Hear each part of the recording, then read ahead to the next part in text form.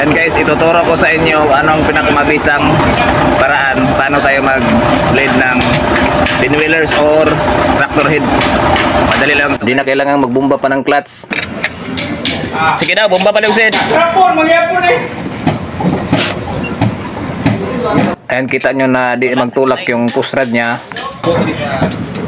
Yan, dito mo tulak-tulak yung push rod ng clutch booster nya. Ituturo ko sa inyo paano ang tamang pag-blade. Gamit tayo ng wiper motor. Yan. Saka dito natin ilog-log, isubsob yung fluid. Medyo marumi na. Okay pa to guys.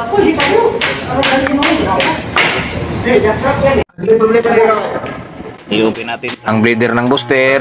Pasok natin yung hose galing sa fluid. Pagkatapos natin na-open yung bleeder, testing na natin yung motor na nakasubsob sa brake fluid. Bawas yan. No. Bawas no. May pinakadali. Ibig sabihin na pasok na yung fluid papunta dun sa master. Wala na iway, kahirap-hirap. Napakadali at napakabisang paraan. Wala nang bumba-bumba sa clutch. Okay. Okay na.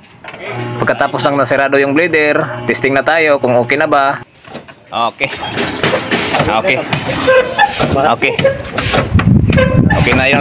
Ayan, kita nyo na wala na tayo nag-bleeding. Okay na. Okay. Tingnan natin yung push rod kung okay na ba talaga. Sige, clutch. Okay. Sige, boy. Sige. Okay. Ayan, kita nyo na tumutulak-tulak na yung push rod niya. Atras, abanti na tayo dito at magkalaman at kung okay na ba. Atras!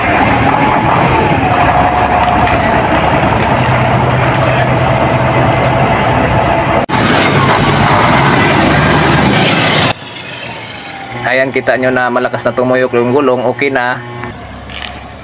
Kumbate!